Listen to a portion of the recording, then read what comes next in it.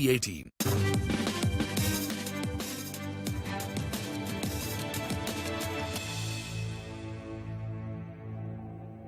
Hello and welcome to a very interesting edition of CNBC-TV18 Conversations. My guest is Peter Koerte. He is the Chief Technology Officer and Chief Strategy Officer for Siemens. Now, Peter, over the years, has been recognized as a thought leader in the entire gamut of digitalization, artificial intelligence, and decarbonization. So we have a lot of questions for Peter. Thank you very much, Peter, for joining us. Well, thank you, Lata, for having me. It's a great pleasure and honor, too. Well, for starters, what made headlines for Siemens India is this very big order that they got, over $3 billion order for making locomotives in India. If you can tell us, which are the other sectors that Siemens India is interested in India? For one, there is, as you mentioned, there is the whole railway industry and the electrification, which obviously is dearly needed. The second part is infrastructure, and it's about smart infrastructure. It's about buildings, grids, enabling the decarbonization of the economy. And the third one is all about the industrial sector. So really bringing green and competitive companies that are on a global scale that can expand the reach of India. Okay. Well, all those are needed for us, stopping emissions. But I was captivated by something that you all said in your Innovation Day, that you are into e-fuels. And if the internal combustion engine cars used e-fuels, then they don't really have to die away. They don't have to be replaced. Is that a very promising technology? So e-fuels is considered a bridging technology. So I think there's general consensus that if you take the entire energy generation from, let's say you do it through solar or wind, and then the distribution, conversion, and then finally usage, it's very inefficient if you use e-fuels, because it takes a huge amount of renewable energy to create e-fuels that are then burned in an industrial combustion engine.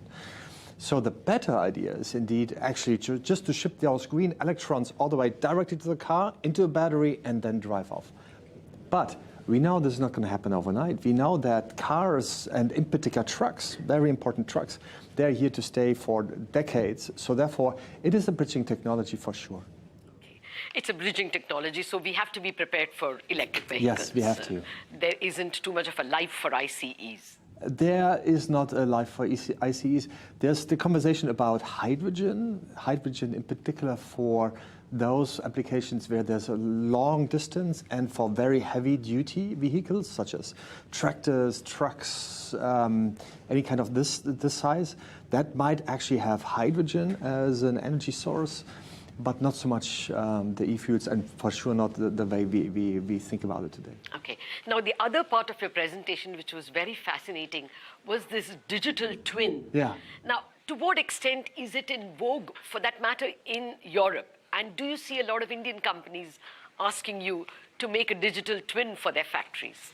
Yes, we do see digital twins all over the place. So you can have them on a very small scale level, even on a molecule level, so that you can look at the compounds that form certain pharmaceutical products, right? So you can really look at small, micro, nano structures and take a look and do a simulation. Then you can build it for, let's say, a part or a machine. Then you can make it larger for factories, and you can make it even larger for entire city districts or even nature, coral reefs, that kind of nature. And the benefit always is that you can solve real-world problems in the digital world. Why? Because you can do it much faster.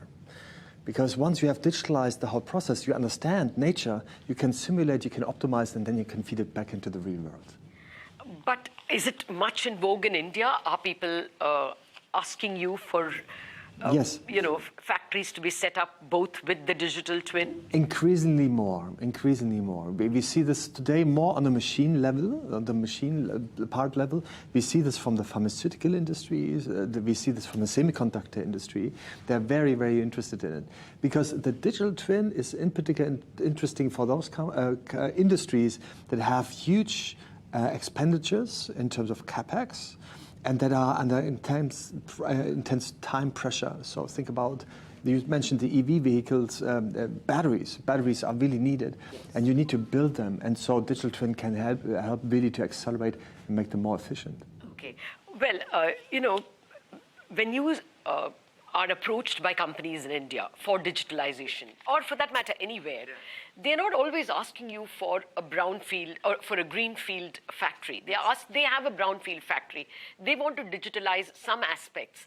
Now, is that a problem? It is a huge problem, and you're absolutely right. Most of it actually is, you got more than 60 million small to medium-sized enterprises, and most of them are brownfields. So they don't need fancy big metaverses. They will need to have a simple connectivity, and this is what we also provide. So there's a lot of sensors in the meanwhile that you can retroactively fit to any kind of pumps, valves, whatever that is.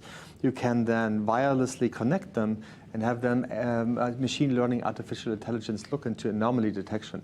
All of that is possible already today. And we make this for buildings, we make this for machinery, we make this for grids. So that way we can do what we call brownfield digitalization. Improvising a brownfield factory is very much a Siemens interest. Absolutely, and as we discussed also today, is we try to drink our own champagne, that is, being the customer zero. So the transformation of our own factory in Calver has really demonstrated that you can do something like that. Yes, it's a 50-year-old factory. It's a 50-year-old factory, right? And so really with startling successes when it comes down to higher productivity, higher flexibility, and better yield. Okay. Digitalization also means a lot of consumption of power. Yes. So how does Siemens offer its solutions? When you offer digitalization solutions, you are also encouraging more carbon emissions. Well, a couple of points. Number one is we provide the tools that enable digitalization. It's usually being operated by our customers, except that if we run the software for our customers as a service, then you're right. The way we approach this is, of course, through PPAs, so really power purchasing agreements. Also, Siemens has a RE100 commitment and pledge where in our own operations we want to be carbon neutral by 2030. So all of this is happening. There are studies, though, and this is very interesting, the question is digitalization actually helping for decarbonization, or is it actually contributing to... They seem to be contradictory. They seem to be contradictory. Now, if you take the math, the studies, all the scholars would say, round about the ICT sector has about 4% of global greenhouse gas emissions. Mm-hmm. But because of the power that it has in terms of efficiency, productivity, everything that it can bring, it can contribute to 40% of greenhouse gas reduction. So if you take that, you would have a level of 1 to 10. Yes, you need to look at net and cross, but I think the net benefits are purely there. Okay. Well, let me come back to this digital twin and the state-of-the-art factories that Siemens helps to set up. It would be expensive. Do you think that with the coming of these kinds of state-of-the-art factories, the small and medium enterprises in countries like India could get left behind? Yeah. Is it likely to create a bigger dichotomy between the big and the small? So the way I think about this is actually not size. I think it's more what you mentioned earlier, is about greenfield and brownfield. And let me give you an example. We are working with a lot of startups that use those digital tools from the very, very beginning. And the way we provide them to them is through software as a service. In other words, you don't need to have your own IT administrator. You don't need to have all the competencies how to install it. You don't need to have your data centers and so on. So you just plug into it and you consume it from the cloud usually. So we really make it very simple. Then you have a subscription, which means you only pay as you go, as you use, right? So therefore, it makes it very predictable. As a matter of fact, in particular for startup, it's great because they don't have cash at all. So for them, preservation of cash is huge. So in that sense, the SaaS model is beautiful. It works for them beautifully. So the digital twin is not necessarily just for the big guys. It is also in particular for smaller to medium-sized enterprises. The biggest challenge is the brownfield, greenfield conversation. That is indeed a challenge. Okay. Now, coming back to decarbonization, it appears to have got a back seat after the Ukraine war. I mean, people just went back to coal because that was the emergency. And, fuel and gas, oil and gas were both scarce. Do you think that that trend is going to continue, that people will pay less attention because of the emergency? Did it push back the decarbonization in a big way? So numbers would suggest that for sure the dynamic has slowed down a little bit. On the other hand, though, if you look at all the large companies around the world, all of them have some shape or form of a target to become carbon neutral sooner or later, the majority being 2030. Now, the trick is 2030 looks far away. But in industry, in industrial setting, usually your investment cycles are at least 5 years. So think about it. So you're almost there. You have to act today in order to make this work. And in Europe, in particular, in other geographies, you have a lot of carbon taxes. And these carbon taxes, I can tell you, they will increase and increase the closer we get to 2030. So the pressure will rise. And I believe those will win that act already now, because it's going to get more expensive as we get closer to 2030. Okay.